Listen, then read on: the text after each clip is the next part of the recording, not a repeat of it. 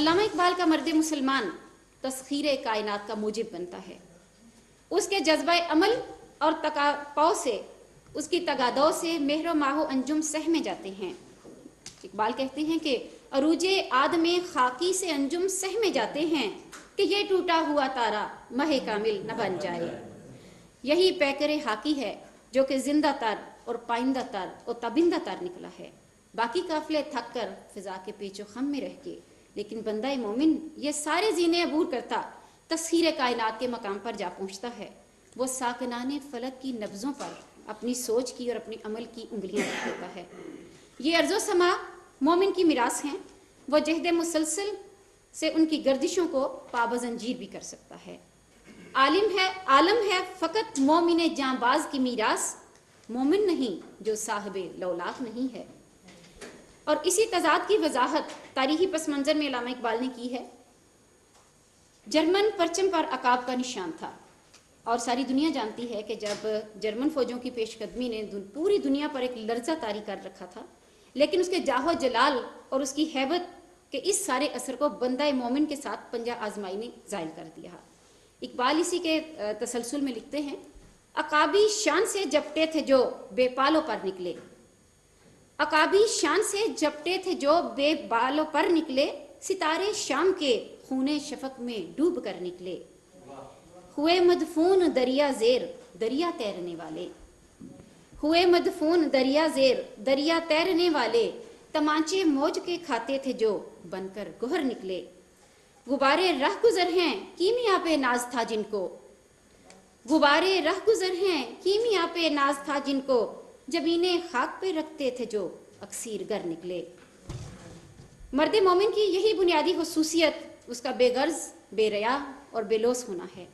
فقیہان حرم مسلمان کی عاقبت کو خور و مقصور اور شراب طہور کی آبجو میں بند کر دینا چاہتے ہیں، لیکن ایک بندہ مومن نہ صلے اور جزا کی اس جگمگاتی کہکشاں کو دیکھ کر اپنی راہ سے بھٹکتا ہے اور نہ ان انعامات و اکرامات کی طرف لپکتا ہے. جس کا عمل ہو بے غرض اس کی جزا کچھ اور ہے. خور و خیام سے گزر بادہ و جام سے گزر، تیری نماز بے سرور تیرا امام بے حضور، ایسی نماز سے گزر ایسے امام سے گزر. اور فی الحقیقت بندہ مومن ان مقامات کو منزل نہیں سمجھتا، ان سے گزر جاتا ہے. اس کی بے خودی اور سرشاری اسے ایسی کیفیت سے دوچار کرتی ہے کہ کہتے ہیں فرشتے کہ دل آویز ہے مومن، کہتے ہیں فرشتے کہ دل آویز ہے مومن، حوروں کو شکایت ہے کم آمیز ہے مومن. اور انہی ساری خصوصیات کو اقبال نے اپنی ایک نظم میں بیان کیا ہے. ہر لہجہ ہے مومن کی نئی آن نئی شان، کردار میں گفتار میں اللہ کی برہان، قہاری و غفاری و قدوسی و جبروت، یہ چار عناصر ہوں تو بنتا ہے مسلمان. یہ راز کسی کو نہیں معلوم کہ مومن قاری نظر آتا ہے حقیقت میں ہے قرآن. انہیں اشعار کے ساتھ اجازت چاہوں گی. میرے بعد میرے فاضل اور عظیم دوست اقبال شناس چونکہ وہ اپنی باری کا انتظار کر رہے ہیں تو بہتر ہے میں انہیں اشعار کے ساتھ آپ سے اجازت لوں. شکریہ.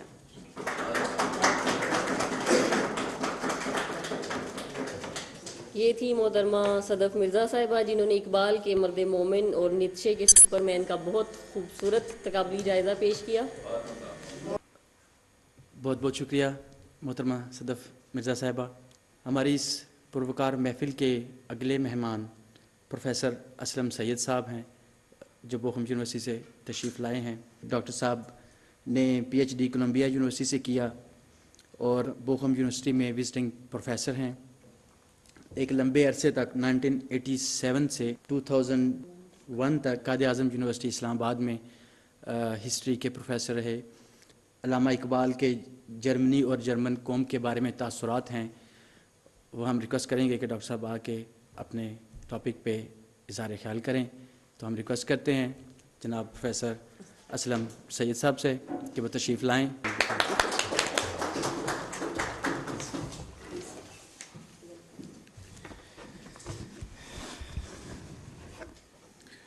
خواتین و حضرات، سب سے پہلے تو میں مبارک دیتا ہوں اہل قلم کے حلقے کو. شاہ صاحب کا شکریہ ادا کرتا ہوں جنہوں نے بڑے محبت بھرے الفاظ میں میرا تذکرہ کیا اور آپ سب کا ممنون ہوں کہ آپ نے اس محفل کو رونق بخشی۔ ایک دو باتیں ہمیں ذہن میں خاص طور پہ میں سمجھتا ہوں رکھنی ضروری ہیں، وہ یہ ہیں کہ اقبال کو نہ وحی آتی تھی، نہ اقبال کوئی عام انسانوں سے ہٹ کے اوپر والی کوئی چیز تھے۔ شخصیت پرستی جو ہے یہ وہ چیز ہے جس کی سب سے زیادہ مخالفت اقبال نے کی ہے۔ یہاں تک مجھے اجازت دیجئے، وہ خود نہیں کہتے شریعت کا خوف تھا، ابلیس کے منہ سے وہ خدا پرستی کے بھی خلاف ہیں۔ انسان کی جد و جہد، اگر آپ ان کی نظم آپ کو یاد ہے کہ جب زمین حضرت آدم علیہ السلام کا استقبال کرتی ہے تو وہ تمانچہ انہوں نے مارا ہے جنت کے منہ پہ۔ کیا تھا وہاں پہ؟ آنکھ کھول کے دیکھ ادھر کیا ہے، سورج کا طلوع ہونا دیکھ، سورج کا غروب ہونا دیکھ۔ کیا تجھے پتہ نہیں کہ یہ جتنا کچھ تجھے آسمان پہ نظر آتا ہے، کیا ستارے کیا چاند، یہ سب تیرے تصرف میں ہیں، یہ سب تیرے لیے ہیں۔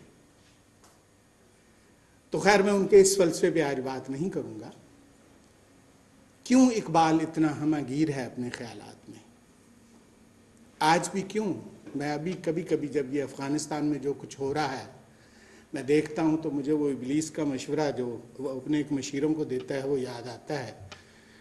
افغانیوں کی غیرت دینی کا ہے علاج، ملا کو ان کے کوہ دمن سے نکال دو۔ دیکھیے کب انہوں نے یہ بات کہی ہے، اور یہ فاقہ کش جو موت سے نہیں ڈرتا، روح محمد اس کے بدن سے نکال دو۔ کیوں آج ہم جب دنیا میں جو کچھ ہو رہا ہے دیکھتے ہیں اسے اور پھر اقبال کو یاد کرتے ہیں؟ اس لیے کہ انہوں نے زمانے کی نبض دیکھی۔ بہترین جو وقت انہوں نے گزارا وہ بدترین بھی تھا۔ ایک انہوں نے جنگ عظیم دیکھی، دوسری کی تیاری دیکھی، نوآبادیاتی نظام دیکھا، بولشویک انقلاب دیکھا، جرمنی میں تعلیم حاصل کی، انگلستان میں آئے، پیرس گئے، افغانستان گئے، اور ساؤتھ ایشیا جسے ہم ہندوستان اور پاکستان اور آج بنگلہ دیش کہتے ہیں، وہاں کے شب و روز، زیر و زبر، جو سیاست میں تھے، جو فکر میں تھے، وہ سب کا انہوں نے مطالعہ کر کے ہمارے سامنے ایک اپنے کلام کے ذریعے، خطبات کے ذریعے اور لیکچرز کے ذریعے ایک چیز چھوڑی ہے جس میں سے ہم چاہیں تو موتی نکال سکتے ہیں، ہر لمحے کے لیے، ہر وقت کے لیے۔ جرمنی سے انہوں نے، شاہ صاحب نے بڑی اچھی بات کی کہ ہائیڈلبرگ میں انہوں نے 3 مہینے سے زیادہ وقت نہیں گزارا۔ پی ایچ ڈی ان کی میونخ میں تھی، پروفیسر ہمل کے زیر سرپرستی۔ یہاں کیوں آئے اقبال؟ آپ کو معلوم ہے کہ جب اقبال ایم اے کیا فلاسفی میں تو گورنمنٹ کالج میں فلاسفی کے لیکچرر تھے اس وقت۔ وہاں ایک پروفیسر ٹامس آرنلڈ تھے جو پہلے علی گڑھ میں پڑھا چکے تھے، اور اسلام پہ اور مغرب پہ ان کی بڑی وسیع اور غیر تعصبانہ نظر تھی۔ ان کا کوئی مقصد نہیں تھا کتابیں لکھنے کا کہ کوئی خاص نقطہ نظر پیش کریں۔ ان کی یاد اقبال کو کیمبرج لے آئی۔ کیمبرج میں جب انہوں نے لیکچر اٹینڈ کیے تو ایک پروفیسر تھے میک ٹیگرٹ، جو ہیگیلین اپنے آپ کو کہتے تھے کہ میں مشہور جرمن فلسفی ہیگل کے افکار کا طالب علم ہوں، ان کی تعلیم دیتا ہوں۔ انہوں نے سوچا کہ کیوں نہ ہیگل کی سرزمین پہ جا کے میں بھی اپنے فکر کو جلا دوں، اس کو اور زیادہ آگے بڑھاؤں۔ یہاں آئے وہ تو انہوں نے جو دوسرا جو اہم مرحلہ، پہلا تو یہ کہ ہیگل، اور ہیگل کے بارے میں آپ کو یہ بتاتا چلوں کہ کچھ لوگ اس کو پسند نہیں کرتے، اس پہ میں بعد میں بات کروں گا۔ اقبال نے بھی ایک جگہ لکھ دیا ہے کہ اس کا صدف گوہر سے خالی ہے، لیکن اپنی پرائیویٹ ڈائری میں لکھتے ہیں کہ وہی شخص ہے جس نے مجھے بچایا ہے بے راہ ہونے سے۔ وہ میں ان کا پڑھوں گا، آپ کو ان کی ڈائری کا جو اندراج ہے وہ پڑھ کے سناؤں گا۔ यहां आए तो उन्होंने एक मौजू लिया, development of metaphysics in Persia. Iqbal को ईरान से इश्क था, और जब जिनीवा लीग ऑफ नेशंस का सदर मुकाम ठहराया गया था तो उन्होंने कहा था कि इसकी बजाय अगर तेहरान हो जाए तो कितना अच्छा हो। ईरान में इस्लाम अरब लाए थे, लेकिन अरबों से पहले ईरान का अपने मजहबी निज़ाम था।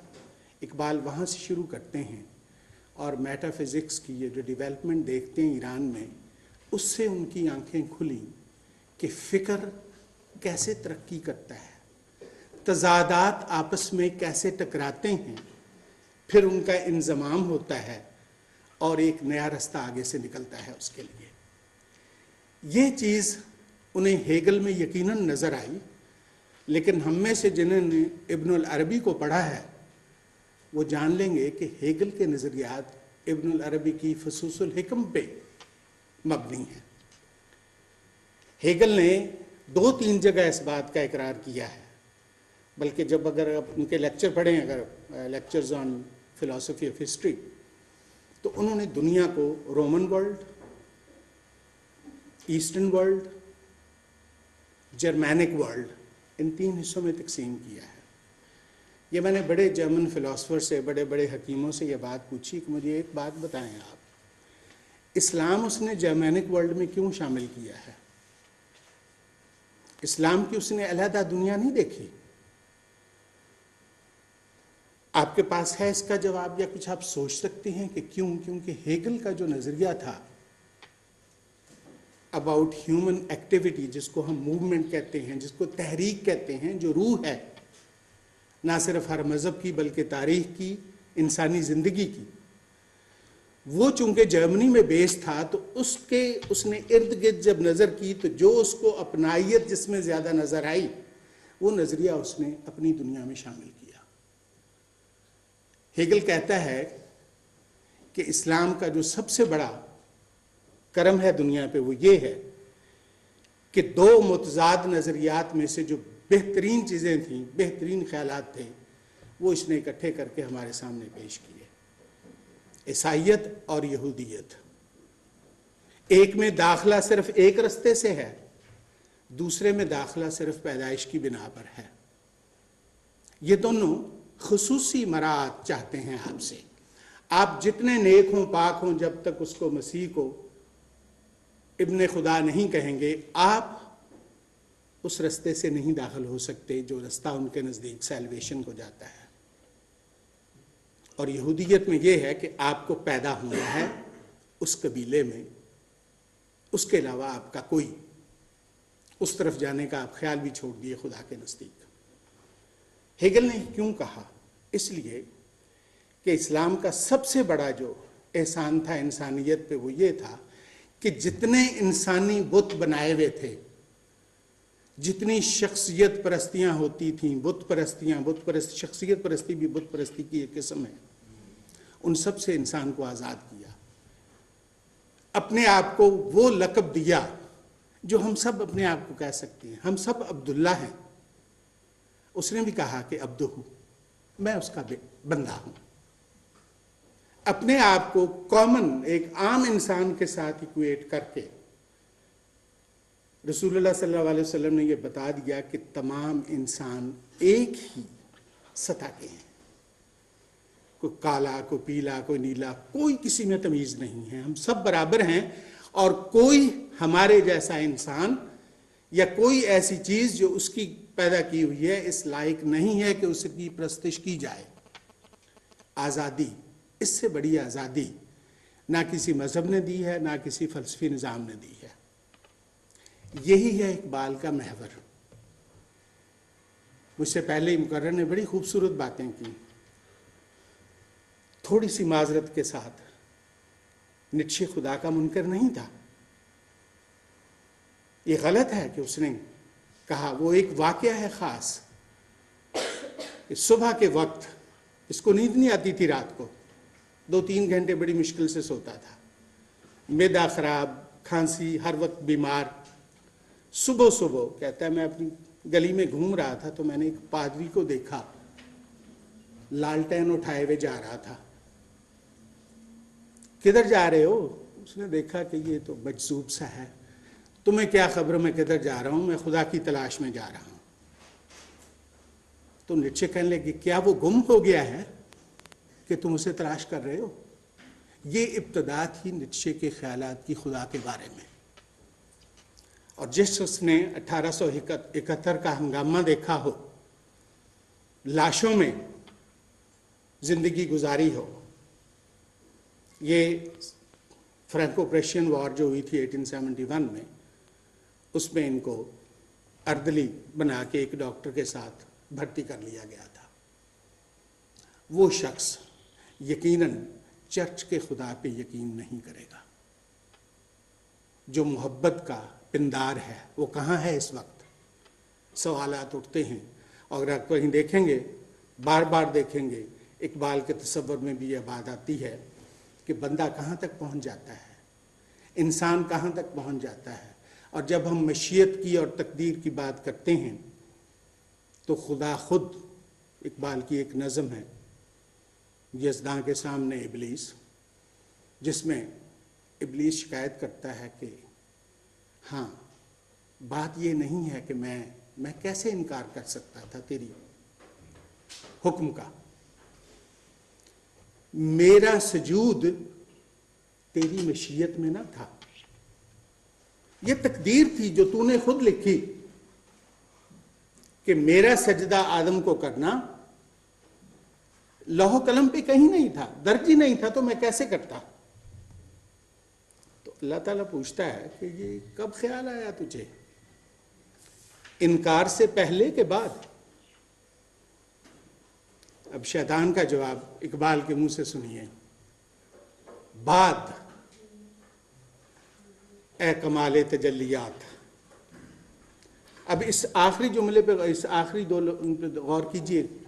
तजल्लियात का कमाल पहले नहीं उसको नजर आया, बाद में नजर आया है। तो अल्लाह ताला फरिश्तों की तरफ देख के कहते हैं कि देखा, पस्तिये फितरत ने सिखलाई है इसे ये अदा। ये शख्स अपनी आज़ादी को मजबूरी का नाम दे रहा है। इंसान को उसने आज़ाद बनाया है। और यही चीज़ थी जो इकबाल को जर्मन फ़लसफ़े की तरफ लेके आई। अब चंद एक इक़्तिबासात, चूँकि हम हाइडलबर्ग में हैं और शाह साहब ने उसका जिक्र किया। इकबाल ने यहाँ 3 माह गुजारे जर्मन ज़बान सीखने में। और मैंने उनका मकाला देखा हुम्बोल्ट यूनिवर्सिटी की लाइब्रेरी में। हैरत हुई कि 3 माह में उन्होंने इतनी मुश्किल ज़ुबान कि किस कदर जल्दी अबूर हासिल किया। ओरिजिनल जो उनका नुस्खा है उसमें बहुत से अल्फाज उन्होंने जर्मन के इस्तेमाल किए हैं, जो बाद में जब ये पब्लिश हुआ तो उसमें से उनका अंग्रेज़ी में तर्जुमा है। ये ख़त उन्होंने अपनी टीचर को लिखे हैं, जिनका नाम था वेगनास्ट। लिखते हैं, फ्राउलाइन, ये पुराना एड्रेस करने का तरीका है। आज जर्मन में कोई फ्राउलाइन नहीं कहता, आज फ्राउ कहते हैं। That is गोएटे, हाइने, can't and Schopenhauer. It is Heidelberg. It is Necker. It is Germany. I am back in those happy